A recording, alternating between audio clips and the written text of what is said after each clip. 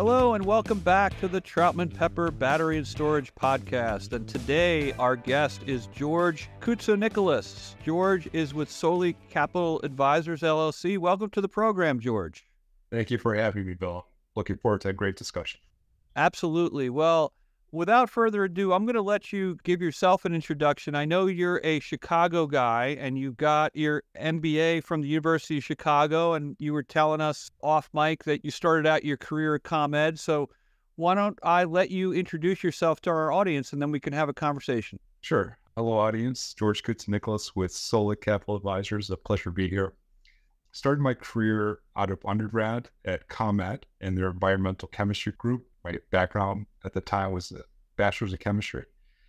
And right around the time that I joined, the wholesale power market became deregulated. So ComEd built a wholesale marketing and power trading group. They brought individuals in-house from within the company as well as externally and built up this group. So that was my entree into the electricity power market trading side of the house. I left there when I went to business school at the University of Chicago and ended up at the Energy and Utilities Group of Scotiabank, which is a Canadian-based bank, in their corporate and investment banking department. And that ultimately led me to the role that I'm in as managing director with SOLIC Capital Advisor, covering the energy as well as other sectors. Fantastic. You know, our podcast has dealt with a variety of aspects in the storage space and storage development. So obviously we're going to have more of a finance focus today, which I think is very timely. Let me ask you, what's driving your particular interest in storage? And in addition to that, which part of the storage picture are you or your firm most interested in? Is it on the grid scale side, the stationary side, EVs, utility scale? Maybe you could talk for a minute about that. And the answer may be all of the above. Sure. That's a great question. The focus on the storage side is really getting a lot more attention in the global energy narrative. You've got the net zero targets, you've got this whole energy transition to renewables, and battery storage is going to be a significant component of that going forward. Most of the iron in the ground from a battery storage perspective is utility scale projects, and it makes sense because you've got intermittent renewable energy resources in the form of wind and solar that can't run 100% of the time. So you're able to, and you know this better than I, that battery storage provides an opportunity to produce power, store it when it's cheap, and then put it to the grid during peak times when power is most expensive. That being said, given the significant increase in utilization of electric vehicles, you're also seeing in tandem the growth in EV battery storage technology. Not to mention the Inflation Reduction Act, which is providing, $300+ billion of incentives to the renewable sector, provides further tailwinds to the storage sector. And as far as what we cover everything across the chain.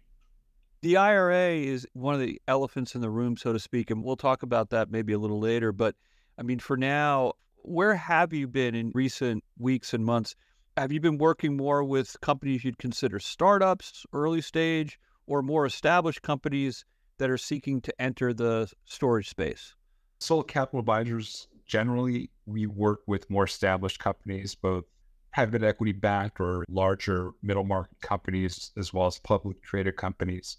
So that's really our client base.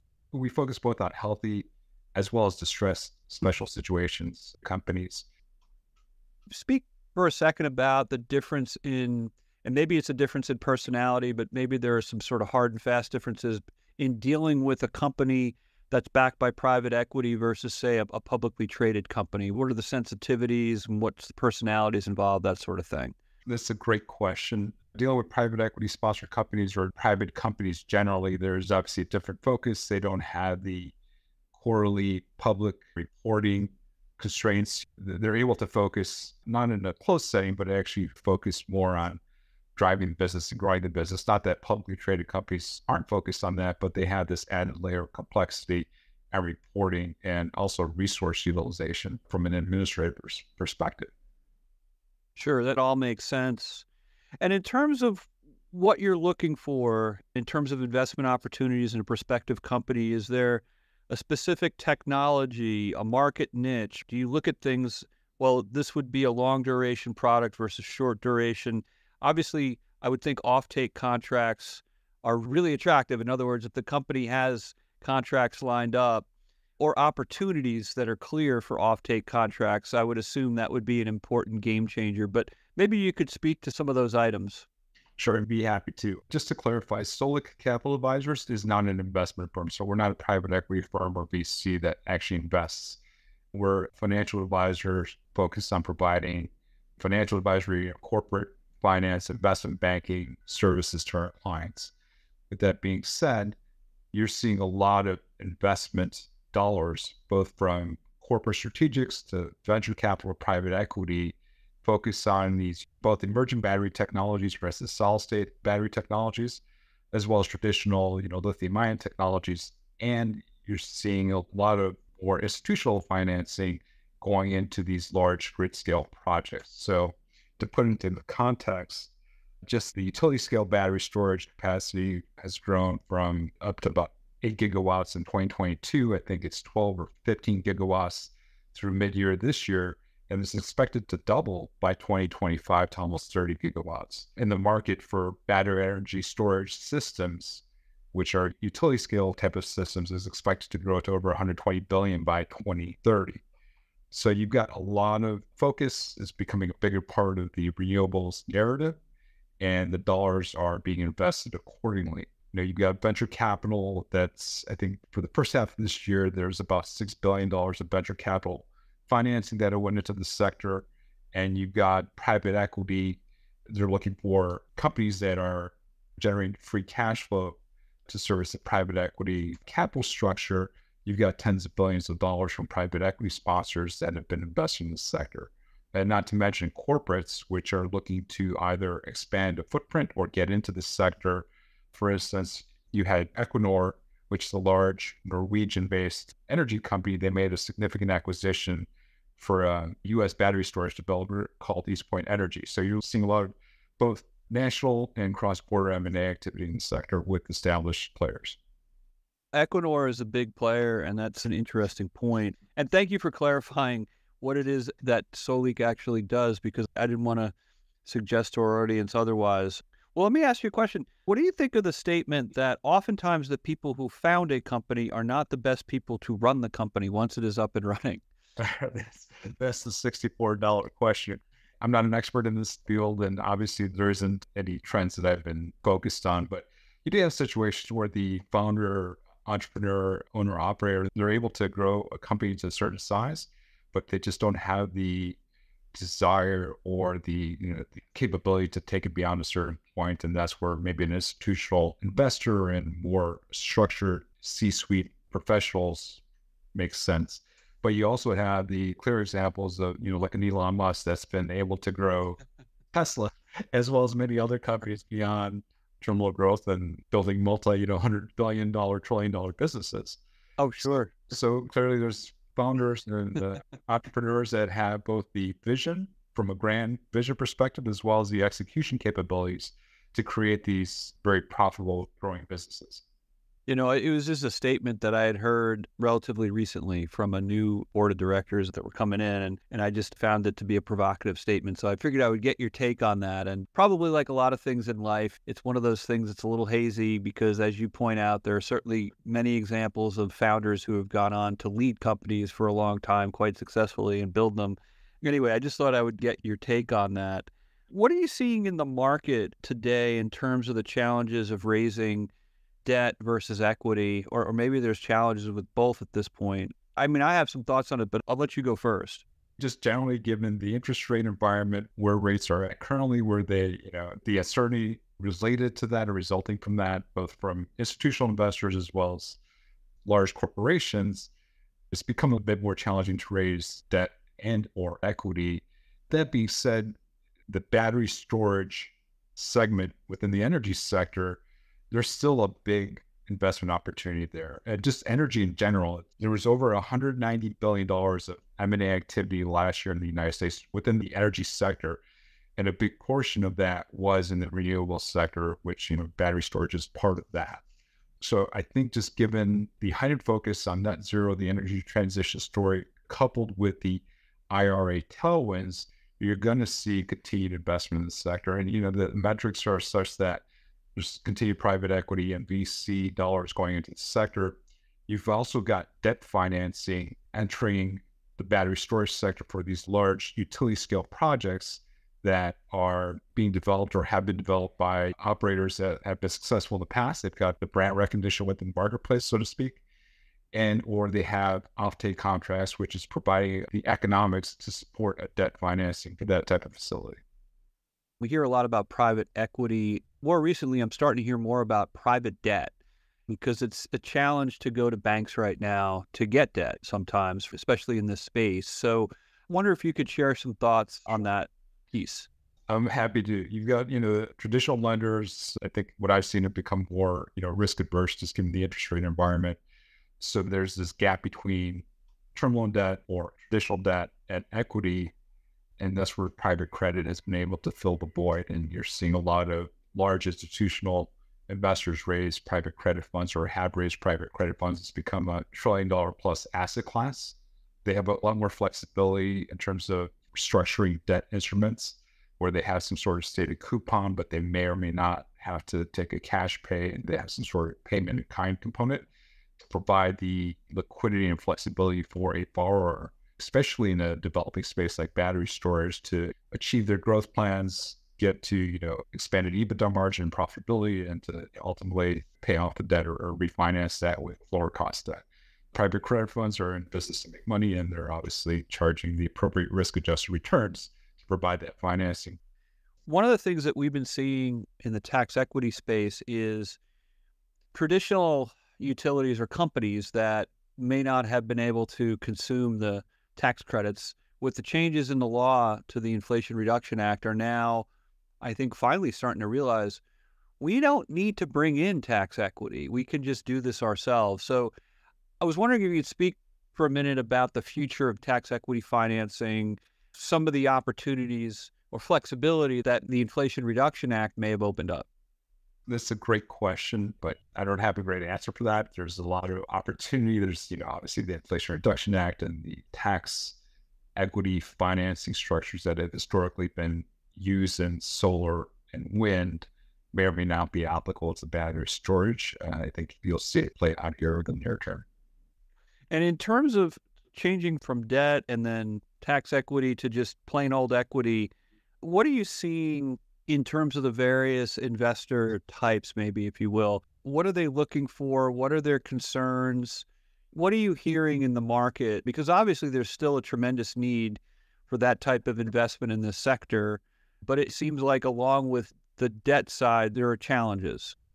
Every institutional investor has certain risk return profiles, and depending on their mandate, whether it's a venture capital fund, a venture debt fund, a private equity fund, they have certain return thresholds and they have to operate within the mandate. They have flexibility within that mandate, but you're not going to expect to see a private equity sponsor make a Series A investment in a startup battery storage company. Commensurate with that, you're not going to see a venture capital fund do some sort of leveraged buyout transaction for a battery storage company. So each asset class has its own return thresholds or return profiles from a risk-adjusted basis, so they'll invest accordingly.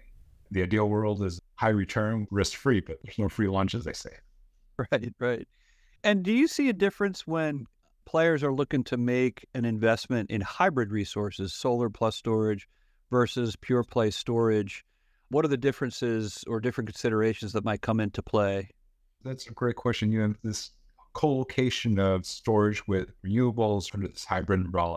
It makes sense from an industrial logic perspective. You're getting a lot of economies of scale from a development perspective, and co-locating these two types of assets provides these economies of scales and efficiencies, but you have a lot more higher capital intensity, and you're coupling the risk. If you think about it, you don't have two individual parties that are sponsoring or backing a battery storage facility versus a renewable power generation facility. So both strategies have their place in the market, and you're going to see the investments, both from a private equity and debt perspective, they'll pick and choose their investment opportunities or where they're going to put their capital.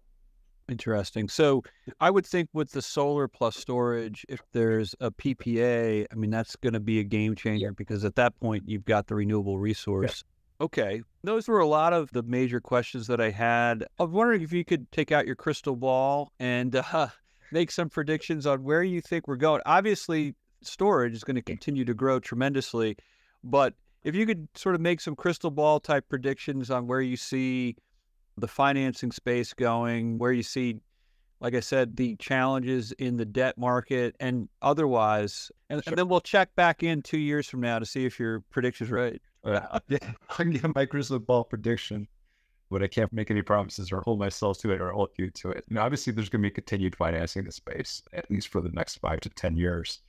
There's going to be both winners and losers, just like any developing industry. Think of the railroad, the aviation, electric vehicle sectors. There's both winners and losers in each new developing industry. Definitely, it's becoming an increasing part of the narrative from an energy investment perspective.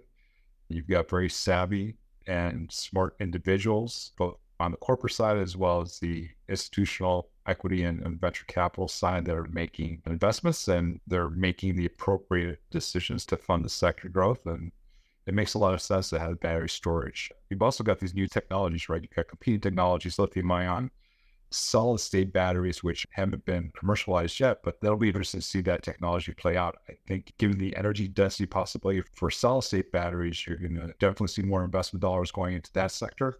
And that may be a game changer given the kind of supply chain issues that we're currently experiencing. Previous episodes of this podcast have gotten into some of those other technologies. We've talked about vanadium. We've talked about iron oxide. Form Energy is out there. They're going to have their facility in Weirton, West Virginia, and their iron-related technology. So there are going to be a lot of competing technologies that start coming into play. And I think Dominion just announced that they're looking at long-duration batteries. So it's certainly going to continue to be an evolving world. I know lithium ion has been, and maybe in the near term will continue to be the dominant technology, but there have been a lot of already exciting announcements and developments where you're going to see either tweaks to the lithium ion technology or just wholesale different battery chemistries that are going to compete for business. So technologically speaking and innovation-wise, there's a lot of exciting stuff that's going to happen. Let me give you a chance to talk about your company a little bit and some of the services, some of the things that you can do. I mean, you talked about distressed assets as an example, but let me give you a chance to give me your elevator speech for a few minutes here. SOLIC Capital Advisors is a middle market financial advisory firm. We provide both capital and operational restructuring services for special situations or distressed assets, as well as including recapitalization on behalf of our clients. We also work on healthy, non-distressed companies. So we don't just focus on distress, but that is a big portion of our business. In addition to energy, we cover several other sectors: healthcare, industrials, manufacturing, retail, consumer products, business services. So it's a great group of professionals that I've had the privilege to work with over the past couple of decades. So, for example, if someone came to you and said, well, I've got a capital formation here that I need to do, and say in the non-distress space, and, we could describe the company, we're a relatively new company, whatever, and then you would come in and have a conversation about what their needs are, and you would then fill in the blank. We would, assuming that we were chosen as the advisor, we would assist that company raising the necessary capital to fund whatever is needed, whether it's an acquisition, whether it's development of a project. We definitely have that skill set and expertise in-house. Oh, fantastic. Well, I may be referring some business to you because, we deal with a lot of newer companies. And so I know that it's a challenging environment right now, not impossible, but certainly challenging. And in the distress space, I don't know if... See, I have a personal interest in this because we just reached an agreement in principle, and it's a matter of public record, so I could say that. I don't know how familiar you are with the Winter Storm Elliott and generators getting hit with penalties, and then that caused financial distress to some of those generating companies. And they're special purpose entities, so the individual entity is the one that may or may not have been bankrupted. But in those situations where you've got an existing asset, what are some of the things that you can do to help out, an established company, an existing asset, but it runs into sort of a black swan event, for example? Sure. There's several alternatives and routes, both in court and out of court, and we would provide the appropriate expertise and advisory services to that company with that specific asset, whether it's some sort of transactional solution or balance sheet restructuring may be required. It's obviously situational specific. Sure. Well, we really appreciate you coming on the program today. I think we covered a lot of ground, and it's good having a finance focus. We haven't done a finance focus episode in a long time, so we certainly appreciate it. Well, Bill, thank you for having me. It's great that you're covering this sector, just giving all the opportunity that will come down the pipeline here over the next 5 to 10 years. And it's definitely something to keep our eye on, and it's a growing sector, so more to come. All right, excellent. Well, we'll leave it there. Thanks so much, George. We appreciate it. Thank you. Copyright Troutman Pepper Hamilton Sanders, LLP. These recorded materials are designed for educational purposes only. This podcast is not legal advice and does not create an attorney-client relationship. The views and opinions expressed in this podcast are solely those of the individual participants. Troutman Pepper does not make any representations or warranties, express or implied, regarding the contents of this podcast. Information on previous case results does not guarantee a similar future result. Users of this podcast may save and use the podcast only for personal or other non-commercial educational purposes. No other use, including, without limitation, reproduction, retransmission, or editing of this podcast may be made without the prior written permission of Troutman Pepper. If you have any questions, please contact us at troutman.com.